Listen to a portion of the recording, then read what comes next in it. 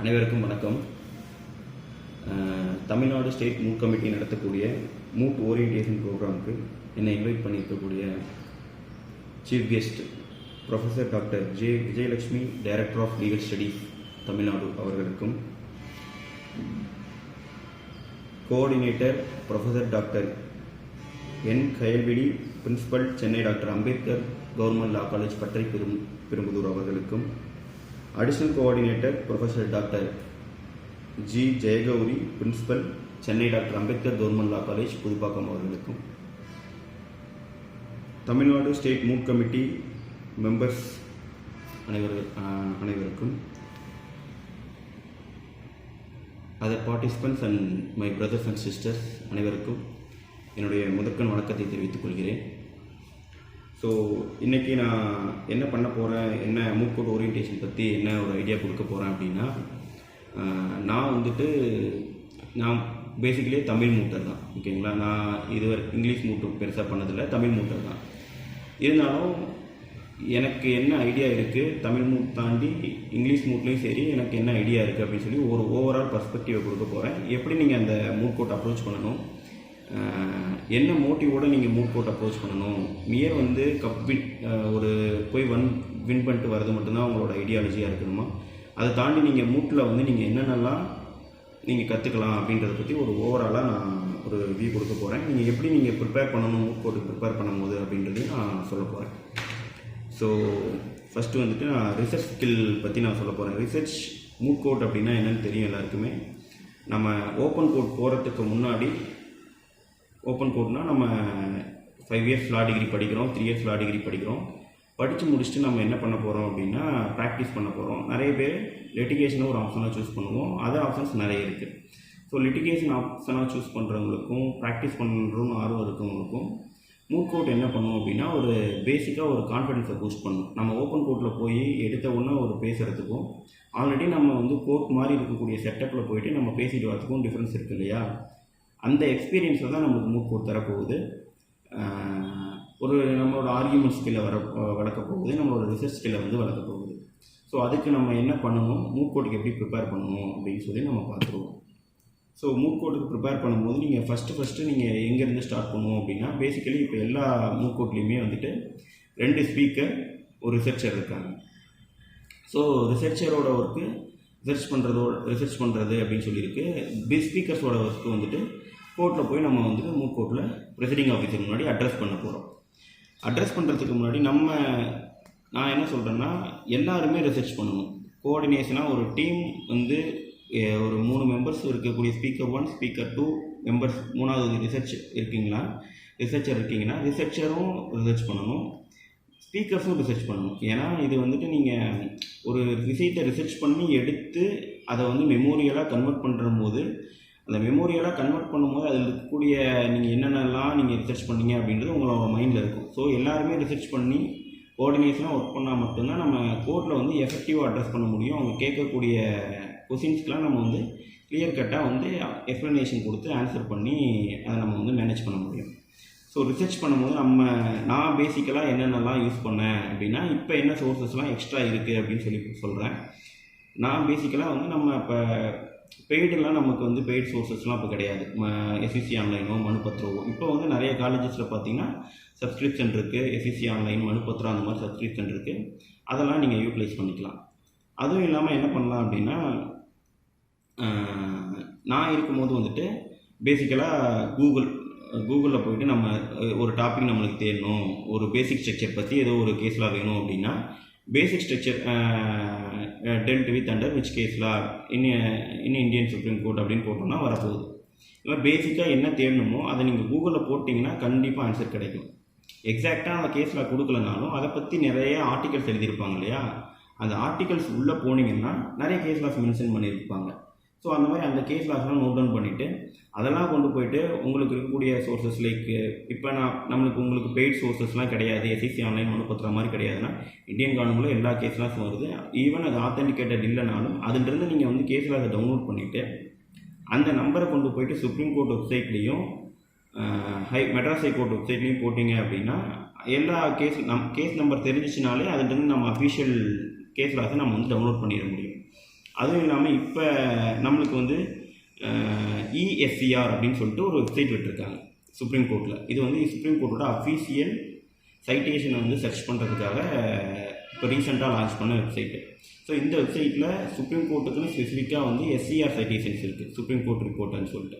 So அந்த citations மூலமாகவும் நம்ம ESCR மூலமும் நிறைய நம்ம சைட்டேஷன்ஸ்லாம் நம்ம கலெக்ட் பண்ணிட்டு ரிசர்ச் பண்ண முடியும். ஸோ ESCR யூஸ் பண்ணிக்கலாம்.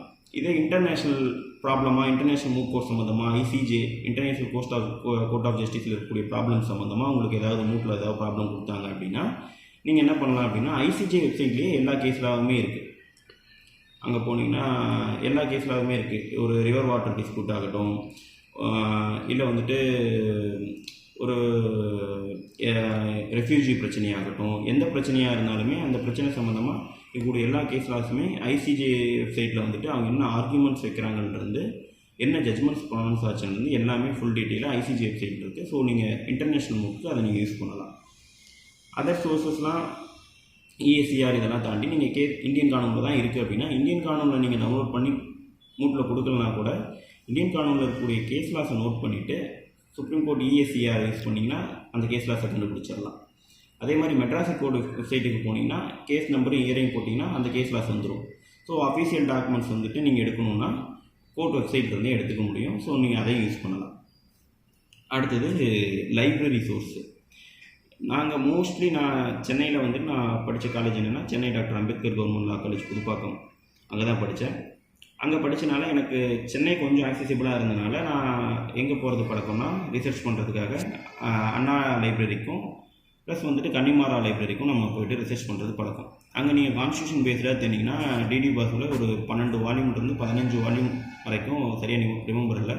ஸோ 10+ வால்யூம் வரைக்கும் இருக்கக்கூடிய பெரிய தீசிஸ் மாதிரி கான்ஸ்டியூஷன் பற்றி எல்லா கேஸ் லாஸும் எல்லாமே டீட்டெயிலாக டிஸ்கஸ் பண்ண மாதிரி டிடி பாஸ் புக் இருக்கும்.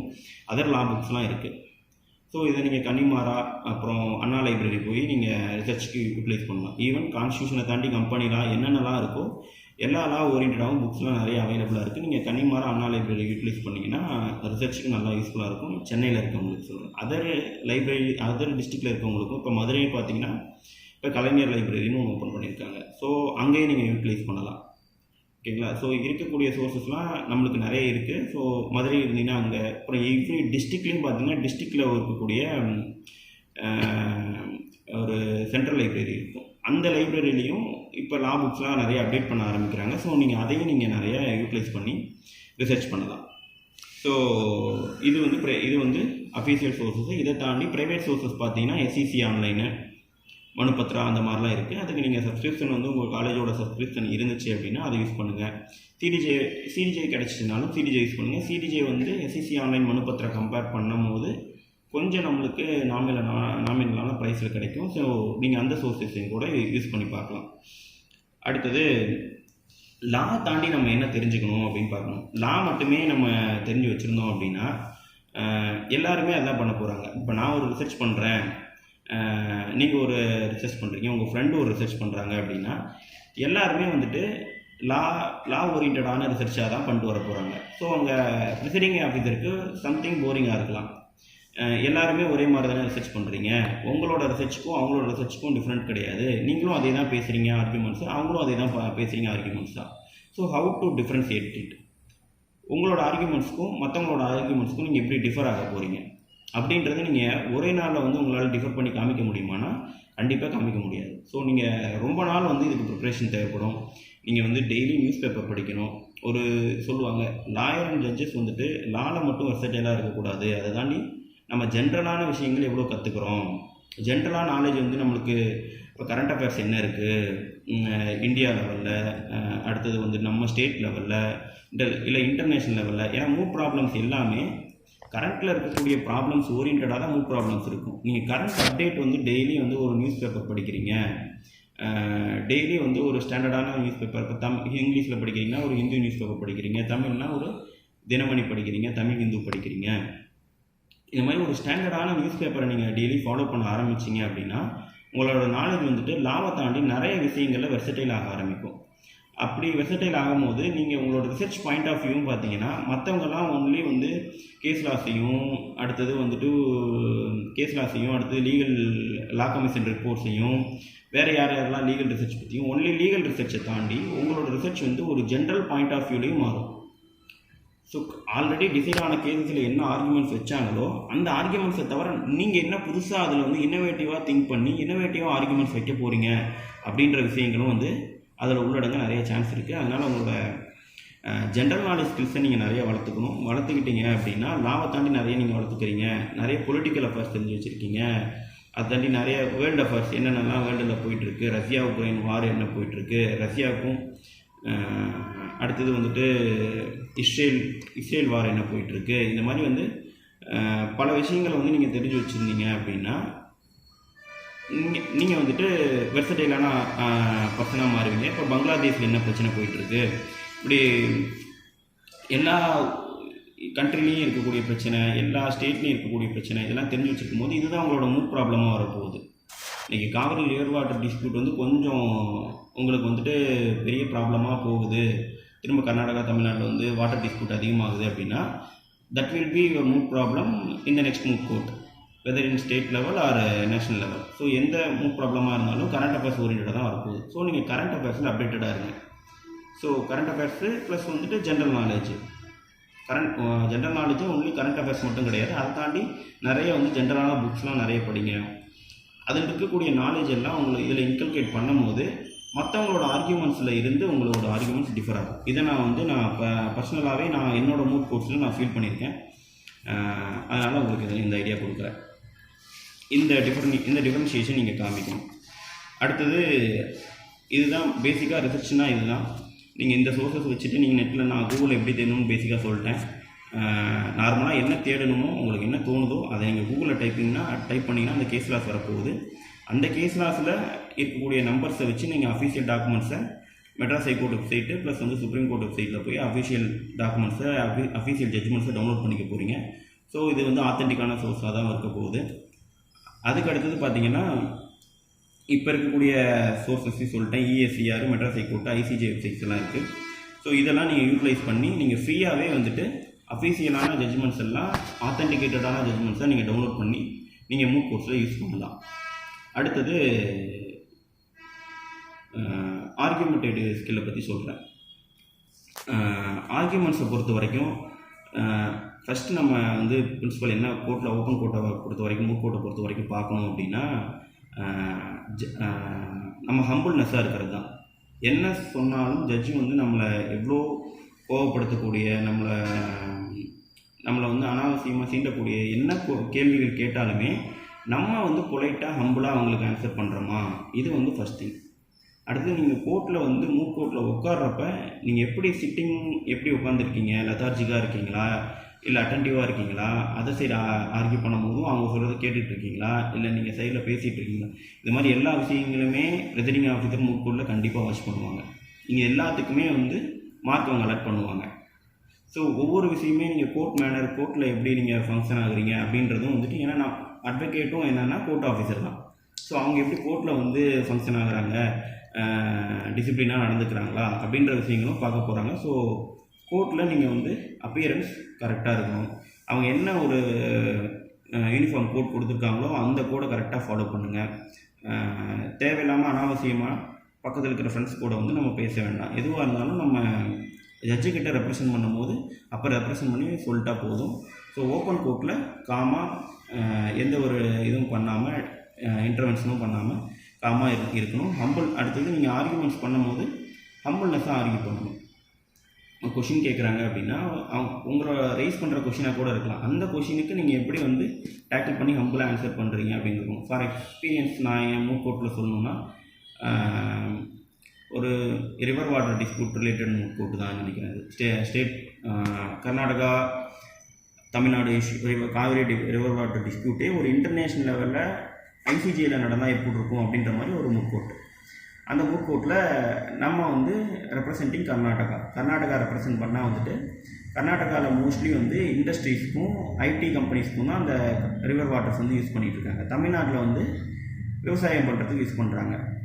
ஸோ நம்ம கர்நாடகாவுக்கு ஆர்கியூ பண்ணும்போது என்ன பண்ணுவோம்னா, இது வந்து டெவலப்மெண்ட்டுக்கு யூஸ் ஆகுது இந்த வாட்ரு, ஐடி கம்பெனிஸ்க்கும் ப்ளஸ் வந்துட்டு இண்டஸ்ட்ரீஸ்க்கும் வந்துட்டு இந்த வாட்டர் வந்துட்டு சப்ளை பண்ணுறதுனால கண்ட்ரியே ஓவராலாக வந்து எக்கனாமிக்காக டெவலப் ஆகுது. அந்த மாதிரி நான் ஆர்கியூமெண்ட்ஸ்லாம் கொஞ்சம் பண்ணிகிட்டு இருக்கும்போது, கேஸ் லாஸ்லாம் பண்ணிவிட்டு இந்த ஆர்கியூமெண்ட்டையும் ஜென்ரலாக வச்சுட்டு இருக்கும்போது அங்கே ப்ரிசைடிங் ஆஃபீஸர் என்ன பண்ணாங்க அப்படின்னா, இது வந்து நான் என்னோடய 4th இயரில் ப்ரிசைடிங் ஆஃபீஸர் என்ன பண்ணாங்க அப்படின்னா, அவர் பாக்கெட்டில் இருந்த ஒரு பணம் வந்துட்டு ஒரு பல்கான ஒரு அமௌண்ட் எடுத்து டேபிள் வச்சுட்டு, இந்த அமௌண்ட்டை வந்துட்டு நீங்கள் இதை சாப்பிட்டு நீங்கள் உயிர் வாழ்ந்துட முடியுமா?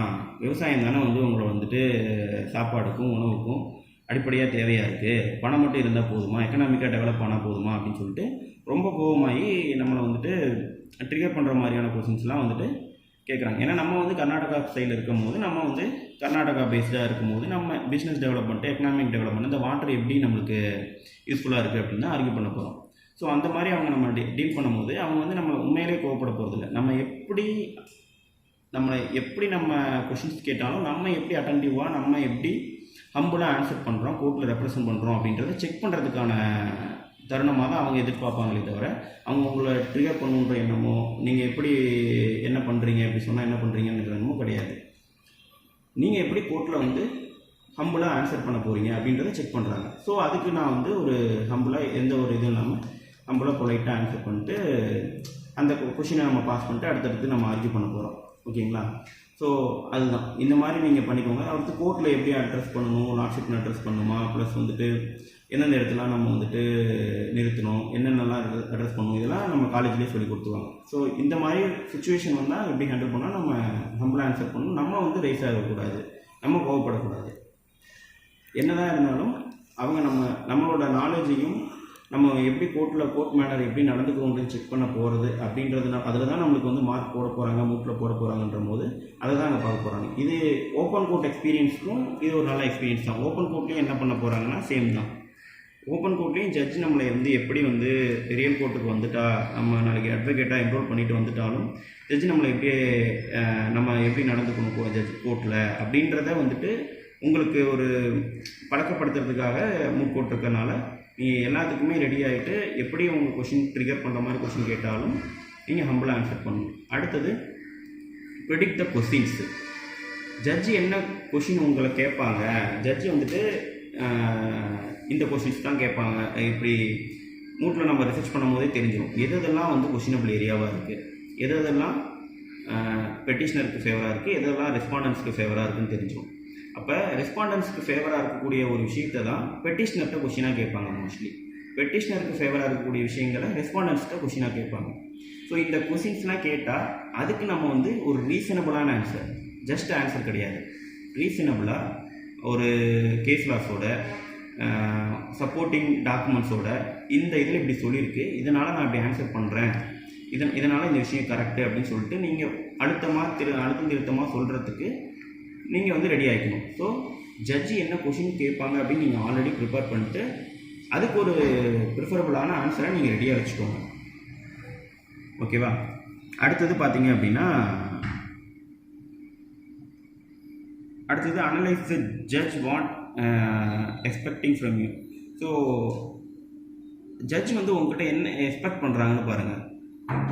உங்களை வந்து லீகல் ரிசர்ச் அதிகமாக எக்ஸ்பெக்ட் பண்ணுறாங்களா, இல்லை வந்துட்டு லீகல் ரிசர்ச்சை தாண்டி பார்த்தீங்கன்னா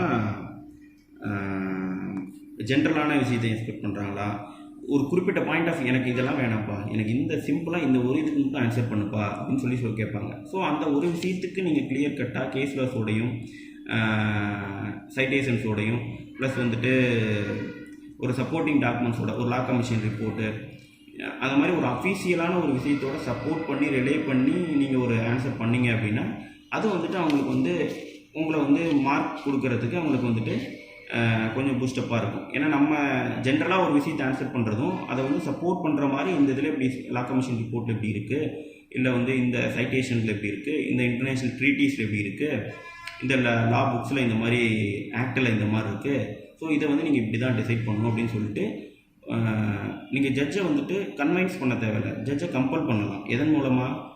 லாவில் இப்படி தான் இருக்குது, சுப்ரீம் கோர்ட்டில் இப்படி தான் இருக்குது, இன்டர்நேஷ்னல் ட்ரீட்டிஸில் இப்படி தான் இருக்குது. ஸோ நீங்கள் வந்து இப்படி தான் நீங்கள் டிசைட் பண்ணி ஆகணும் அப்படின்றத ஜட்ஜுக்கிட்ட நீங்கள் வந்து எடுத்து சொன்னீங்க அப்படின்னா ஜட்ஜு கண்டிப்பாக அவங்களோட ஆர்கியூமெண்ட்டை பார்த்து இம்ப்ரெஸ் ஆவாங்க. ஸோ நம்ம வந்துட்டு ஹம்பிள்னஸ் அப்படின்றது வந்துட்டு நம்ம கன்வின்ஸ் பண்ணுறது கிடையாது. You can compel the judge towards your arguments. So எப்படி ஆர்கியூ பண்ணுறது, நம்ம சப்போர்ட்டிங் தான்.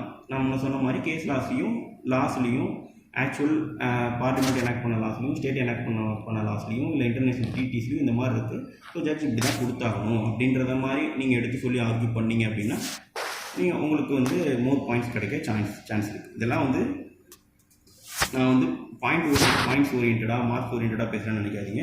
இது வந்து உங்களோட ஓவரால் நீங்கள் ஓப்பன் கோர்ட்டுக்கு போகும்போது உங்களோட ஓவரால் ஆர்கியூமெண்டேட்டிவ் ஸ்கில்லை கண்டிப்பாக வந்து இம்ப்ரூவ் பண்ணும். அடுத்தது ஓப்பன் கோர்ட்டில் சீனியர்ஸ் ஆர்கியூ பண்ணுறதுலாம் நிறைய பாருங்கள். யூடியூப்ஸில் வந்து நிறைய வீடியோஸ் இருக்குது.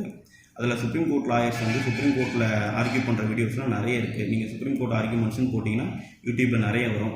அதெல்லாம் பார்த்து நீங்கள் ஆர்கியூ எப்படி அவங்க அட்ரஸ் பண்ணுறாங்க கோர்ட்டை அப்படின்றதெல்லாம் பார்த்து கற்றுக்கோங்க. அடுத்தது ஸோ இது வந்து நம்மளுக்கு என்னென்ன பெனிஃபிட்ஸை கொடுக்குது. ஸோ ஆர்கியூமெண்ட்ஸ் எப்படி பண்ணலாம் அப்படின்னு பார்த்தாச்சு, ரிசர்ச் எப்படி பண்ணலான்னு பார்த்தாச்சு. இது நம்மளோட ப்ராக்டிஸ்லேயோ இல்லை வேறு ஏதோ ஒரு ப்ரொஃபஷனில் இப்போ ஒரு ஜுடிஷியல் ஆஃபீஸராக போகிறோம், இல்லை வந்து ஒரு ரிசர்ச் ஸ்காலராக போயிட்டு நம்ம பிஹெச்டி பண்ண போகிறோம், இல்லை வந்து மாஸ்டர்ஸ் பண்ண போகிறோம், இல்லை ப்ரொஃபஸர் ஆக போகிறோம். இந்த ரிசர்ச் ஸ்கில்ஸு இதெல்லாம் வந்து உங்களுக்கு ஆர்கியூமெண்டேட்டிவ் ஸ்கில்ஸ்லாம் பார்த்திங்கன்னா உங்களோட ப்ராக்டிஸில் எப்படி யூஸ் ஆக போகுது அப்படின்றத நம்ம இப்போ பார்த்துருவோம். கண்டிப்பாக நீங்கள் இப்போ நான் என்ன பார்த்தீங்கன்னா நீங்கள் ஒரு ஸ்டேஜ் ஃபியர் இருக்கக்கூடிய ஒரு பர்சனாக இருக்கலாம். இது வரைக்கும் நான் ஸ்டேஜே ஏறினதில்லை, இது வரைக்கும் நான் பண்ண எல்லா விஷயங்களும் பார்த்திங்கன்னா நான் வந்து எக்ஸாம்லாம் நல்லா படிப்பேன், எழுதுவேன். ஆனால் வந்து நான் இது வரைக்கும் ஸ்டேஜே ஏறினதில்லை, எனக்கு அட்வொகேட் ப்ரொஃபஷன் மேலேயே ஒரு பயம் இருக்குது அப்படின்னா கண்டிப்பாக நீங்கள் வந்துட்டு மூவ் கோட் பண்ணிங்க அப்படின்னா ஒரு 1 இயரில் உங்களோட சேஞ்சை பார்க்கலாம். ஏன்னா நான் அந்த மாதிரி இருந்த ஒரு பர்சன் தான். ஸோ ஸ்கூலில் வரைக்கும் சரி, நான் வந்துட்டு அடுத்தது வந்துட்டு காலேஜ்லேயும் 3rd இயர் வரைக்கும் சரி, எந்த ஒரு காம்படிஷன்லையும் அதிகமாக பார்ட்டிசிபேட் பண்ணாமல் ஒரு ஸ்டேஜ்லாம் வந்துட்டு ஏறி பேசுகிறதுக்கு ஒரு பயப்படக்கூடிய ஒரு பர்சன் தான் நான். அப்படி இருக்கும்போது எனக்கு என்ன சேஞ்ச் ஓவர் கிடச்சிச்சு மூவ் கோர்ட்டில் இருந்து அப்படின்னா, இப்போ உங்கள் முன்னாடி வந்து இவ்வளோ நேரம் வந்து கண்டினியூஸாக பேசுகிறேன் இல்லையா, இதுவே வந்து என்னோடய சேஞ்ச் ஓவர் தான். பை வே ஆஃப் இது எப்படி நடந்துச்சு அப்படின்னா கண்டிப்பாக மூவ் கோர்ட் மூலமாக தான் நடந்துச்சு. ஸோ இந்த மாதிரி உங்களோட ஓவரால் கான்ஃபிடென்ஸை வந்து பூஸ்ட் பண்ணுறதுக்கு மூவ் கோர்ட் வந்து கண்டிப்பாக ஹெல்ப் பண்ணும். ஸோ இதனால் கண்டிப்பாக நீங்கள் வந்து அட்லீஸ்ட் மூவ் கோர்ட்னால் என்னென்னா காலேஜ் படிக்கும்போது ஒரு டைமாக போயிட்டு பார்த்துட்டு வந்துடலாம், தப்பே கிடையாது. போகாமே இருந்துடக்கூடாது. கண்டினியூஸாக போகிறதுனால போனால் அதை அப்ரிஷியேட்டபிள் தான். போகாதவங்க ஒரு டைமாவது போயிட்டு அது என்ன தான் இருக்குது அப்படின்னு நம்ம தெரிஞ்சுக்கலாம். ஏன்னா நான் 3rd இயர் வரைக்கும் நான் மூவ் கோர்ட்னா என்னென்னு தெரியாமல் இருந்த ஒரு பர்சன் தான். 3rd இயருக்கு மேலே தான் 4th இயர் வரும்போது தான், 4th இயர் பாதிக்கு மேலே தான் 4th இயர் ஃபைனல் இயர் வரும்போது தான் நான் மூவ் கோர்ட்னா என்னென்னே தெரிஞ்சுக்கிட்ட ஒரு பர்சன். ஸோ அதனால் வந்து மூவ் கோர்ட்னா என்னன்ட்டு ஒரு டைமாவது உங்களோட காலேஜ் டைமில் நீங்கள் பார்த்துட்டு வந்துட்டிங்கன்னா அது வந்து உங்களோட ஓப்பன் கோர்ட்டில் வந்து ஒரு கொஞ்சம் ஃபியரை குறைச்சி விட்டு நம்ம வந்து பயப்படாமல் ஆர்கியூ பண்ணணும், போல்டாக ஆர்கியூ பண்ணணும் அப்படின்ற உங்களோட ஆர்கியூமெண்டேட்டிவ் ஸ்கில்லை நம்ம நல்லா வளர்த்து விட்டுரும். அடுத்தது பார்த்தீங்கன்னா இன்னொன்று என்ன ஒரு அட்வைஸ் என்னென்னா, நீங்கள் மூவ் கோர்ட்டில் வந்து ஜெயிக்கிறதோ தோக்கிறதோ வந்து நம்மளுக்கு ஒரு பெரிய விஷயமே கிடையாது. நம்ம பார்ட்டிசிபேஷன் தான் விஷயம். ஏன்னா நான் ஃபஸ்ட்டு ஒரு மூவ் கோர்ட் 4th இயர் போகும்போது ஒரு காலேஜ் லெவல் மூட்டது எங்கள் காலேஜுக்குள்ளே நடந்த மூட்டை. அந்த மூட்டு போகும்போது நான் ஃபஸ்ட் டைம் இப்போ தான் மூவ் போகிறேன். அப்போ ஒரு 40 மெம்பர்ஸ் வந்து பார்ட்டிசிபேட் பண்ணியிருப்பாங்க. 40 மெம்பர்ஸில் வந்து நான் வந்து ஃபஸ்ட் டைம் மூட்டர் ப்ளஸ் வந்து ஃபஸ்ட் டைம் வந்து ஒரு பப்ளிக் முன்னாடி நின்று பேசுகிறேன் அப்படின்ற போது எனக்கு பெருசாக கான்ஃபிடன்ஸ் கிடையாது. நம்ம என்ன பண்ண போகிறோம், நம்ம வந்துட்டு நம்மளுக்கு ரிசர்ச் பண்ண தெரியும், இதை ரிசர்ச் பண்ணி தர சொன்னால் நம்ம அதை எடுத்து கொடுத்துருவோன்ற ஒரு ஐடியா இருக்கும். ஆனால் அதை தாண்டி நம்மளால் போய்ட்டு ஒரு பப்ளிக்கில் வந்து போல்டாக பேசிட முடியுமா, நம்மளால் ஜெயிச்சிட முடியுமா அப்படின்ற டவுட்டோடு போய்ட்டு நம்ம அட்டன் பண்ணோம். ஆனால் அந்த மூட்டில் ஃபஸ்ட்டு காலேஜ் லெவலில் நடந்த மூட்டில் நான் 5th பிளேஸ் வந்தேன். ஸோ எனக்கே அது ஆச்சரியம் தான். அடுத்தது சரி ஓகே, நமக்குள்ளே ஏதோ அது வரைக்கும் நான் லா ஃபீல்டுலேயே இன்ட்ரெஸ்ட் இல்லாமல் இருந்த பர்சனை 3rd இயர் வரைக்கும் நான் வந்து இந்த குரூப் 4 அடுத்தது படிச்சுட்டு அதுக்கப்புறம் யூபிஎஸ்சி பக்கம் திரும்பிட்டு ஸோ அந்த ப்ரிப்பரேஷனில் இருந்தேன். ஸோ எனக்கு வந்து லா ஃபீல்டில் பெருசாக இன்ட்ரெஸ்ட் இல்லாமல் இருந்துச்சு. ஸோ மூவ் கோர்ட் வந்தப்பறம் தான் எனக்கு ஃபஸ்ட் மூவ் கோர்ட் வந்தப்பறம் தான் எனக்கு லா ஃபீல்டில் எனக்கு இன்ட்ரெஸ்ட் வர ஆரம்பிச்சு. அதில் கொஞ்சம் எனக்கு ஃபிஃப்த் ப்ளேஸ் வரவும் அடுத்தடுத்து நான் மூவ் பண்ணலாம் அப்படின்னு சொல்லிட்டு ஸ்டேட் லெவல் தமிழ் மூவ்ஸ் தான். நான் பேசிக்கலி வந்து தமிழ் மீடியமில் படித்தனால தமிழ் மூவ்ஸ் தான் அதிகமாக அட்டன் பண்ணேன். அடுத்தது வந்து state level Tamil moves, next அந்த இயர்லேயே பாண்டிச்சேரியில் வந்த தமிழ் மூவ்ட்டு ஸ்டேட் லெவலு, நெக்ஸ்ட் இயர்லேயும் வந்து பாண்டிச்சேரி தமிழ் மூவ்ட்டு ஸ்டேட் லெவலு. இதெல்லாம் போகிறேன். எல்லா மூவ்ட்லேயுமே வந்துட்டு நம்மளுக்கு கிடைச்சது எல்லாமே வந்து தோல்வி மட்டும்தான், ஜெயிக்கலை. ஸோ அதனால் வந்துட்டு நம்மளுக்கு என்ன ஆகுது அப்படின்னா, கண்டினியூஸாக நம்ம வந்துட்டு தோற்றுக்கிட்டே இருக்கனால நம்ம கான்ஃபிடன்ஸ் லெவல்ஸ் கொஞ்சம் கம்மியாகுது. ஸோ நம்ம இனிமேல் மூவ் போட்டும் போக தேவையில்லை, நம்ம ப்ரிப்பரேஷனை விட்டுட்டோம், யூபிஎஸ்சி ப்ரிப்பரேஷனையும் விட்டுட்டோம், இதை நம்பிட்டு ப்ளஸ் வந்துட்டு குரூப் 4 ப்ரிப்பரேஷனையும் விட்டுட்டோம், நம்ம இப்போ என்ன பண்ண போகிறோம் அப்படின்னு ஒரு பிளாங்காக இருந்த டைமில் அடுத்து லாஸ்ட்டாக இன்னொரு மூட் வந்துச்சு. நான் இந்த தோல்விகள்லாம் வரும்போது நிறைய ப்ரொஃபஸர்ஸ் வந்து எனக்கு ஹெல்ப்ஃபுல்லாக இருந்திருக்காங்க. என் காலேஜ் ப்ரொஃபஸர்ஸு பார்த்துக்கலாம், அடுத்த மூட்டில் பார்த்துக்கலாம் அப்படின்னு சொல்லிட்டு நான் அதுக்கப்புறம் மூட்டே போக வேண்டான்னு இருந்தப்போ இல்லை போங்க, இந்த மட்டும் போங்கன்னு சொல்லிட்டு லாஸ்ட்டாக ஒரு ப்ரைவேட் லா காலேஜில் நடந்த மூட்டுக்கு அனுப்புனாங்க. ஸோ அங்கே நான் வந்து லாஸ்ட்டாக போன மூட்டில் வந்து பெஸ்ட் ஸ்பீக்கர் அவார்டு வாங்கினேன். ஸோ அது எனக்கு ஒரு சாட்டிஸ்ஃபேக்ஷன். ஸோ நம்மளால் இவ்வளோ நாள் நம்ம பண்ணது வந்துட்டு வேஸ்ட் கிடையாது, சம்திங் நம்மக்கிட்ட இருக்குது அப்படின்றத ஏற்றுக்கிற விதமாக ஒரே ஒரு ரெகக்னைசேஷன் கிடைச்ச மாதிரி ஆயிடுச்சு. அது கிடைக்கலனாலும் நீங்கள் வேறு யாருக்குமே அது கிடைக்கல அப்படின்னாலும் அதை நீங்கள் தளர விட்டுறக்கூடாது. ஸோ மூவ் கோட் மட்டும்தான், ஓகேங்களா? அது வந்து ரியல் கோட் கிடையாது. ரியல் கோட் வந்து டிஃப்ரெண்ட்டு. நீங்கள் திரும்ப வந்து ரியல் கோட் வந்தீங்க அப்படின்னா இந்த கான்ஃபிடன்ஸ் உங்களுக்கு யூஸ் ஆகுமே தவிர இதனால் மட்டும்தான் நீங்கள் வந்துட்டு ஓப்பன் கோர்ட்டில் நீங்கள் ஜெயிக்க போகிறீங்க, ப்ராக்டிஸில் ஜெயிக்க போகிறீங்க, இல்லை ஜுடிஷியரியில் அச்சீவ் பண்ண போகிறீங்க அப்படின்னு கிடையாது. இதில் வெற்றியோ தோல்வியோ இதெல்லாமே ஒரு பார்ட் ஆஃப் எக்ஸ்பீரியன்ஸாக எடுத்துகிட்டு அதுக்கடுத்து நம்ம மூவ் ஆன் பண்ணி அட்வொகேட்டாக என்ரோல் பண்ணி அதுக்கப்புறம் நம்ம வந்தப்புறம் இதை விட பெருசாக சாதிக்கிறதுக்கு நிறைய விஷயங்கள் இருக்குது. ஸோ அதனால் நீங்கள் உங்கள் சான்ஸ் வர வரைக்கும் நீங்கள் வெயிட் பண்ணணும். தோத்துட்டனால இதோட முடிஞ்சிருச்சு அப்படின்னு நம்ம நினைக்கக்கூடாது, ஹோப்பை இழந்துடக்கூடாது. அடுத்தடுத்து கண்டினியூஸாக நம்ம அடுத்த இலக்குகளை நோக்கி நம்ம பயணப்பட்டுக்கிட்டே இருக்கணும். அதை நீங்கள் எப்பயுமே மைண்டில் வச்சுக்கோங்க. அடுத்தது நான் தமிழ் மூவ் பண்ணும்போது எனக்கு என்ன நிறையனா எல்லா சோர்ஸஸும் சுப்ரீம் கோர்ட் சோர்ஸஸும் இல்லை மெட்ராஸ் ஹைகோர்ட் சோர்ஸஸு இல்லை வந்து ஐசிஜியில் ட்ரீட்டிஸ் சம்மந்தமாக ஏதாவது பண்ணாலுமே தமிழ் மூட்டாக அவங்க அதை கன்வெர்ட் பண்ணும்போது எல்லாமே தமிழில் ட்ரான்ஸ்லேட் பண்ண வேண்டிய தேவை இருந்துச்சு. ஸோ இந்த ட்ரான்ஸ்லேஷன் ஸ்கில் வந்துட்டு எனக்கு வந்து நிறைய வந்துட்டு நான் ஜுடிஷியரி எக்ஸாம் எழுதும்போது ட்ரான்ஸ்லேஷன் பேப்பர்னு ஒரு செப்பரேட் பேப்பர் இருக்குது. அதுக்கு 100 மார்க்ஸ் இருக்குது. 400 மார்க்ஸ் மெயின்ஸு, அதில் ட்ரான்ஸ்லேஷன் பேப்பருக்கு 100 மார்க்ஸ். அந்த 100 மார்க்ஸ்க்கு 0 ப்ரிப்பரேஷன். நான் எந்த ஒரு ப்ரிப்பரேஷனுமே இல்லாமல் நான் போய் அட்டன் பண்ணேன். அதுக்கு எங்கேருந்து எனக்கு அந்த கான்ஃபிடன்ஸ் வந்துச்சு அப்படின்னா, நான் தமிழ் மூட் அட்டன் பண்ணி நான் நிறைய ட்ரான்ஸ்லேஷன்லாம் நிறைய பண்ணி எனக்கு எக்ஸ்பீரியன்ஸ் ஆனதுனால ஸோ அந்த பேப்பரை என்னால் மேனேஜ் பண்ண முடியும், கிளியர் பண்ண முடியும் அப்படின்றனால அந்த பேப்பருக்கு நான் ப்ரிப்பரேஷனே பண்ணாமல் போய் எக்ஸாம் எழுதினேன். அந்த பேப்பரில் தான் எனக்கு மார்க் அதிகமாக வந்துச்சு. 100க்கு 81 மார்க்ஸ் ஸ்கோர் பண்ணி ட்ரான்ஸ்லேஷன் பேப்பர் வந்து எனக்கு இந்த மார்க் ரொம்ப அதிகமாக கொடுத்துச்சு. அதுக்கு ரீசன் என்னென்னா, மூட் கோர்ட்டில் நான் தமிழ் மூட்டில் பண்ண ட்ரான்ஸ்லேஷன்லாம் சுப்ரீம் கோர்ட் ஹைகோர்ட் ஜட்ஜ்மெண்ட்லாம் நிறைய ட்ரான்ஸ்லேட் பண்ணி அது எனக்கு ஒரு நார்மலான எக்ஸ்பீரியன்ஸாகவே மாறினால அது எனக்கு ரொம்ப ஹெல்ப்ஃபுல்லாக இருந்துச்சு. ஸோ இந்த விதத்துலேயும் உங்களுக்கு ஹெல்ப் பண்ணும். ஜுடிஷியரி எக்ஸாம் ப்ரிப்பேர் பண்ணுறீங்கன்னா அப்படின்னா தமிழ் மூட் அட்டன் பண்ணுறீங்கன்னா அதில் பண்ணுற ட்ரான்ஸ்லேஷன்ஸ் உங்களுக்கு வந்துட்டு நிறைய வந்துட்டு எக்ஸாம் பாயிண்ட் ஆஃப் வியூவில் நிறைய யூஸ்ஃபுல்லாக இருக்கும். ஸோ அவ்வளோதான். அடுத்தது நான் லாஸ்ட் பட் நாட் லீஸ்ட்டு எனக்கு இந்த ஆப்பர்ச்சுனிட்டி கொடுத்த ப்ரொஃபஸர் டாக்டர் ஹெப்சிபா பியூலோ அவர்களுக்கு என்னுடைய நன்றியை தெரிவித்துக் கொள்கிறேன். மேம் வந்து பார்த்தோன்னா நான் காலேஜ் முடித்தப்போ எனக்கு சொன்னேன் இல்லையா, நான் அந்த ஹோப்லாம் லாஸ் ஆன டைமில் நம்மளுக்கு ஒரு மாரல் சப்போர்ட்டாக இருந்து நம்ம ஒரு ஸ்டூடெண்ட்டாக இருக்கும்போது உங்களால் முடியும், நீங்கள் இதோட நிறுத்திடக்கூடாது, அடுத்த மூட்டில் பண்ணுங்க அப்படின்னு கான்ஃபிடன்ஸ் கொடுத்ததில் ஒரு பெரிய பங்கு மேம்க்கு இருக்குது. Thank you ma'am, thank you all. நன்றி.